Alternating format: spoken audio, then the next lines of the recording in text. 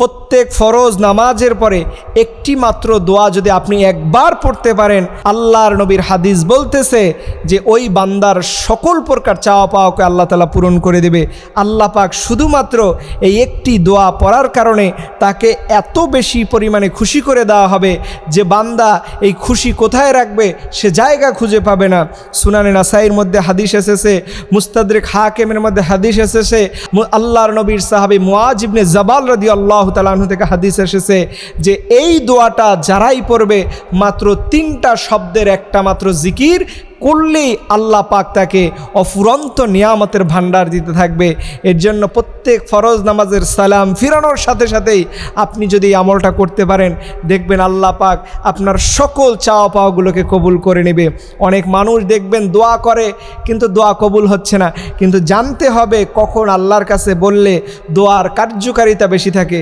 সব দোয়া আল্লাহ কবুল করবে, তবে কিছু কিছু স্পেসিফিক রুলস আছে, নিয়ম আছে, এইগুলো যদি আপনি মেনে আল্লাহর কাছে বলতে পারেন, দেখবেন আল্লাহ সুবহানাহু ওয়া তাআলা আপনার প্রত্যেকটা দোয়াকে আল্লাহ তাআলা কবুল করে নেবে। এর জন্য ফরজ নামাজের সালাম ফিরানোর পরেই আপনি আল্লাহর কাছে বলবেন এই দোয়াটা যেটা নবী শিখিয়েছে। মুআজ ইবনে জাবাল রাদিয়াল্লাহু তাআলা আনহুর বর্ণনা এসেছে, আল্লাহ নবী বলছেন তোমরা পড়বা এই 3টা শব্দের জিকির, আল্লাহুম্মা আইন্নি আলা যিকরিকা ওয়া শুকরিকা ওয়া হুসনি আলা ইবাদিক। কত ছোট্ট একটা জিকির, আল্লাহুম্মা আইন্নি আলা যিকরিকা ওয়া শুকরিকা ওয়া হুসনি আলা ইবাদিক। কত সহজ দোয়া, আল্লাহু আকবার। এত দামি এবং সহজ দোয়া মনে হয় আল্লাহর জমিনে খুব কমই আছে। এর জন্য আপনি পড়বেন আল্লাহুম্মা আইন্নি আলা যিকরিকা ওয়া শুকরিকা ওয়া হুসনি আলা ইবাদিক। এরপরে আপনি আরও বেশি কিছু আমল করতে পারেন, দেখবেন আল্লাহ সুবহানাহু ওয়া তাআলা এই আমলগুলো করার কারণে এত পরিমাণে রিজিক আপনাকে দান করবে যে রিজিক আপনি গুণে শেষ করতে পারবেন না। যেই রিজিকের পাওয়ার দেখে আপনি অবাক হয়ে যাবেন যে হুজুর এই ছোট্ট দোয়াটাই এত পরিমাণে রিজিক এনে দিতে পারে, যেটা আমাদের কল্পনাও ছিল না। এর জন্য ভাইদেরকে বলি সব সময় চেষ্টা করবেন কোরআন হাদিসের আমলগুলো করবেন, কোরআনের আমলগুলো করবেন, দেখবেন আল্লাহ পাক রব্বুল আলামিন আপনাকে যাবতীয় সকল প্রকার অন্যায় অপরাধের হাত থেকে বাঁচাবেন এবং আপনাকে এত পরিমাণে রিজিকের ফয়সালা করবেন যেটা আপনি গুণে শেষ করতে পারবেন না।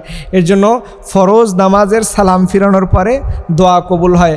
আর একটা জিনিস মনে রাখবেন, যখন আজান হয়, আজান এবং ইকামাতের ফাঁকে প্রায় 15 মিনিটের একটা সময় থাকে, বিশেষ করে এটা মাগরিবে থাকবে না, তবে অন্যান্য সকল নামাজে এটা থাকে।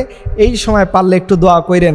এই সময় দোয়া করলে আল্লাহ সুবহানাহু ওয়া তাআলা আপনার সকল মনের চাওয়া পাওয়াগুলোকে কবুল করে নেবে, আপনার সব দোয়াকে আল্লাহ তাআলা কবুল করে নেবে। এর জন্য আসুন আমরা নিয়মিত করে এই আমলগুলো করি। এই আমলগুলো করলে আল্লাহ পাক আপনার রিজিকের দরজা খুলে দিবে। এই আমলগুলো করলে আল্লাহ পাক আপনাকে অভাব থেকে দূর করে দিবে। এই আমলগুলো করলে আল্লাহ পাক আপনাকে অফুরন্ত নিয়ামত দান করবে।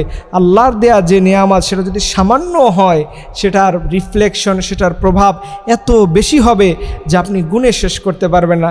এর জন্য প্রত্যেক ফরজ নামাজের পরে আমরা যেন নিয়মিত এই আমলটা করি। আল্লাহ পাক আমাদের সবাইকে এই আমলগুলো করা তৌফিক দান করুন। সকলে আমিন।